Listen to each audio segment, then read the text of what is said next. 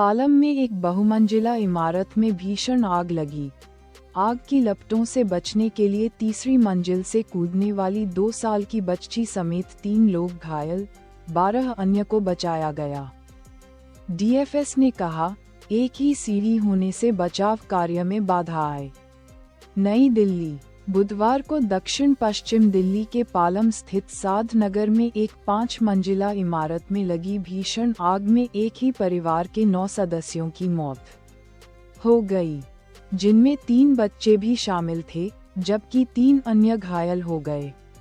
वहां मौजूद लोगों ने बताया कि परिवार का एक सदस्य, प्रवेश, 33, आग की लपटों से खुद को बचाने की हताश कोशिश में अपने भाई की 2 साल की बेटी को गोद में लेकर तीसरी मंजिल से नीचे कूद गया।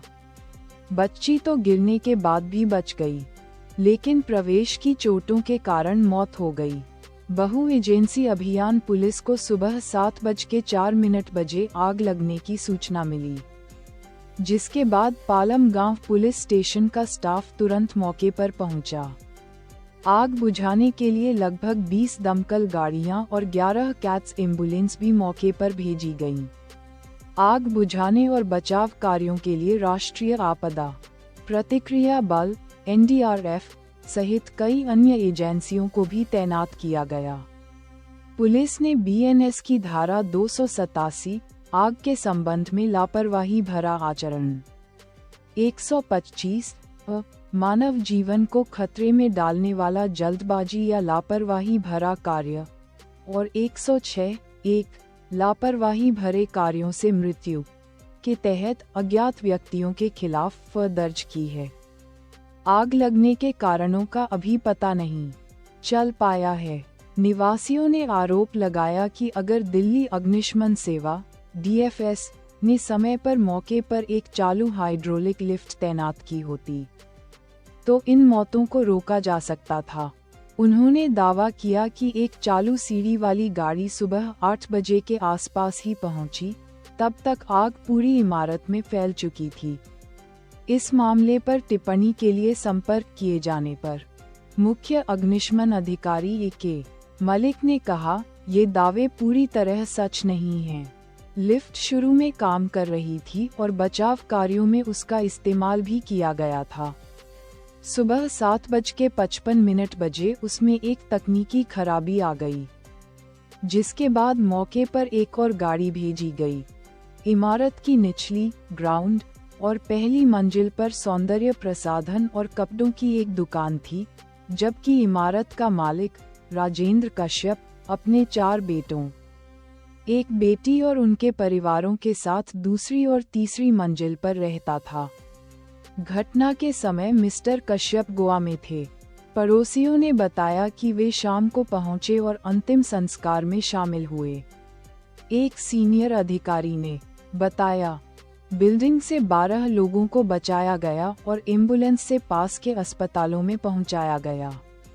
डॉक्टरों ने 9 लोगों को, जिनमें 3 बच्चे भी शामिल थे, अस्पताल पहुंचते ही मृत घोषित कर दिया, जबकि 3 लोग, जिनमें 2 साल की एक बच्ची भी शामिल है, अलग अलग अस्पतालों में इलाज करवा रहे हैं। प्रवेश के अलावा मरने वालों में 4 महिलाएं, आशु 35, लाडो 70, हिमांशी 22 और दीपिका 22, एक पुरुष कमल 39 और 15, 6 और 3 साल की 3 लड़कियां शामिल हैं। पुलिस ने बताया कि 9 में से 8 लोगों की मौत दम घुटने से हुई। घायलों की पहचान अनिल 32, सचिन 29 और 2 साल की बच्ची के रूप में हुई। मिस्टर सचिन को 25% जलने की चोटों के साथ सफदरजंग अस्पताल में शिफ्ट किया गया, जबकि दूसरों को द्वारका के अस्पतालों में ले जाया गया। साध नगर के रहने वाले सतपाल सिंह ने कहा, राजेंद्र अपने पूरे परिवार, 4 बेटों, बहुओं, एक बेटी और पोते पोतियों के साथ इस बिल्डिंग में रहते थे। पूरे परिवार पर अचानक आई इस मुसीबत को देखना बहुत दुखद है। आग बुझाने में लगभग 3 घंटे लगे, जबकि कूलिंग ऑपरेशन दोपहर 2 बजे तक चलते रहे। डीएफएस के deputy chief fire officer SK Dua ने कहा, शुरुआत में आग की लपटें ग्राउंड फ्लोर पर दिखी थीं, लेकिन दुकानों में ज्वलनशील चीजें होने की वजह से आग तेजी से ऊपरी मंजिलों तक फैल गई। बचाव कार्य मुश्किल था क्योंकि बिल्डिंग में सिर्फ एक ही सीढ़ी थी, उन्होंने आगे कहा। अंदर फंसे लोगों को बिल्डिंग से बाहर निकलने का कोई और रास्ता नहीं मिला। रहने वालों के मुताबिक रामचौक बाजार, जिसमें लगभग 200 दुकानें हैं, में कमर्शियल और रिहायशी दोनों तरह की जगहें हैं। इनमें से कई जगहें उन मजदूरों और कामगारों को किराए पर दी गई हैं जो इन दुकानों में काम करते हैं। रोकी जा सकने वाली मौतें, रहने वालों ने कहा कि इन मौतों को रोका जा सकता था। एक आदमी को 2 साल की एक बच्ची को बिल्डिंग की तीसरी मंजिल से नीचे फेंकना पड़ा और फिर खुद भी कूदना पड़ा। जब आग ऊपर तक फैल गई, वह बालकनी से चिल्ला रहा था, लेकिन फायर सर्विस के पास उसे पकड़ने के लिए कोई जाल नहीं था, देवी लाल अग्रवाल ने कहा। साधनगर मार्केट एसोसिएशन के एक पदाधिकारी वेद प्रकाश ने बताया कि घने धुएं और अंदर जाने का रास्ता न होने की वजह से बचाव दल को अंदर घुसने के लिए दुकानों के शटर और बिल्डिंग के कुछ हिस्से तोड़ने पड़े।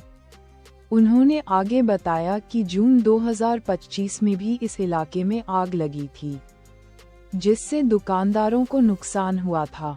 शिकायतें की गई हैं और बिजली विभाग के अधिकारी हर कुछ महीनों में दौरा भी करते हैं, लेकिन हालात ज्यादातर वैसे ही रहते हैं।